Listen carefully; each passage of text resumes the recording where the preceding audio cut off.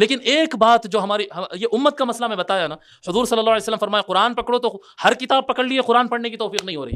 اور حضور صلی اللہ علیہ وسلم فرمایا میرے اہل بیت سے محبت کرو تو سب سے محبت ہو رہی ہے، لیکن اہل بیت سے نہیں ہو پا رہی. یہ افسوس کی بات ہے. بھئی عشرہ صحابہ کرام پکی بات ہے، بہت اچھی بات ہے، لیکن حضور صلی اللہ علیہ وسلم اہل بیت میں بھی 10 کو جنتی فرمائے ہیں ایک ہی سٹنگ میں. عشرہ اہل بیت کبھی یاد نہیں رہے جی. عشرہ مبشرہ کہتے فوراً ذہن صحابہ کی طرف جاتا، بہت اچھی بات ہے، صحیح بات ہے، لیکن جب عشرہ مبشرہ 10 جنتی کہا جائے تو حضور صلی اللہ علیہ وسلم کی گھر کی طرف خیال کیوں نہیں آتا؟ کیوں نہیں آتا یہ خیال؟ آپ دیکھیں حدیث شریف ہے، امام طبرانی نے المعجم میں اس کو نقل کیا ہے. حضرت عبداللہ ابن عباس رضی اللہ عنہما فرماتے ہیں کہ حضور اکرم صلی اللہ علیہ وآلہ وسلم ارشاد فرمائیں ایھا الناس، اے لوگو، الا اخبرکم بخیر الناس جدا و جدتا، اے لوگو کیا میں تم کو آگاہ نہ کروں، کیا تم کو میں وہ خبر نہ سناؤں کہ سب سے اچھے دادا اور دادی والے کون ہیں؟ سب سے اچھے نانا نانی والے انسان کون ہیں کہ روئے زمین پہ ان سے اچھا نانا نانی کسی کو ملا ہی نہیں. یہ کون لوگ ہیں؟ پھر فرماتے الا اخبرکم بخیر الناس عما وعمتا، کیا میں تم کو نہیں بتاؤں کہ سب سے اچھے چاچا اور سب سے اچھے پھپھو کس کے ہیں؟ سب سے اچھے چاچا کس کے ہیں؟ سب سے اچھے پھپھو کس کے ہیں؟ جی. الا اخبرکم بخیر الناس خالا و خالتا، کیا میں آپ لوگ کو ان کے بارے میں نہیں بتاؤں جن کے ماموں دنیا کے سب سے اچھے ماموں ہیں اور جن کی خالہ دنیا کی سب سے اچھی خالہ ہے؟ ان سے اچھے خالہ کسی کو ملا ہی نہیں، ان سے اچھے ماموں کی کسی کو ملا ہی نہیں. وہ کون لوگ ہیں سب ایسے؟ پھر فرماتے ہیں الا اخبرکم بخیر الناس ابا و اما، کیا میں تم کو ان لوگوں کے بارے میں نہ بتاؤں کہ کائنات میں سب سے اچھا باپ ان کا باپ ہے اور سب سے اچھی ماں ان کی ماں ہے؟ یہ کون ہے بھی یہ؟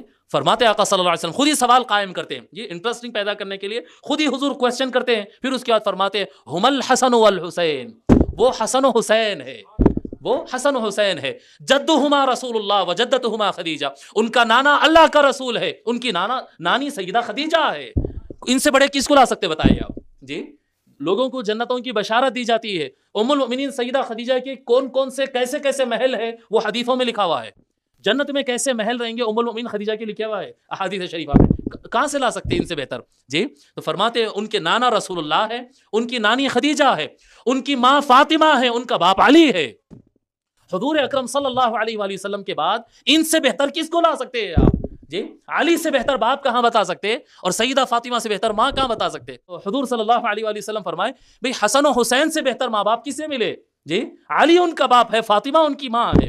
پھر فرماتے ہیں وعمہما جعفر، اس سے بہتر چچا کس کو مل سکتا ہے؟ جعفر الطیار جی، مولا علی کے بھائی حضرت جعفر رضی اللہ تعالیٰ عنہ، جس کو آقا صلی اللہ علیہ وآلہ وسلم زمین پہ فرما دیے تھے کہ اس وقت میں دیکھ رہا ہوں جعفر کو اللہ نے 2 پر دیا ہے، وہ جنت میں اڑ رہا ہے. بھئی ایسا چاچا کس کو ملے جی؟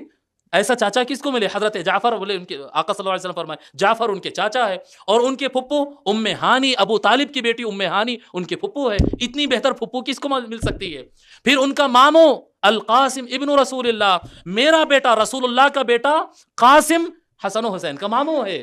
اس سے اچھا ماموں کہاں سے لائیں گے؟ کس کا ماموں کتنے بڑے نواب کا بیٹا ہے، کتنے بڑے جاگیردار کا بیٹا ہے، M P M L A اور منسٹر کا بیٹا ہے، رسول اللہ کا بیٹا ماموں کہاں سے لائیں گے جی؟ اتنا بہتر ماموں. پھر فرماتے وخالاتہما، ان سے اچھی خالائیں کہاں سے لائیں گے جی؟ ان سے اچھی خالائیں حسن و حسین کی جتنی اچھی خالائیں ہیں اتنی اچھی خالائیں کہاں سے لائیں گے؟ ان کی خالائیں زینب، رقیہ، ام کلثوم، تینوں رسول اللہ کی بیٹیاں ہیں. اس سے بہتر خالائیں کہاں سے لائیں؟ بنات رسول اللہ. پھر آقا صلی اللہ علیہ وسلم فرماتے جدہما فی الجنہ جی؟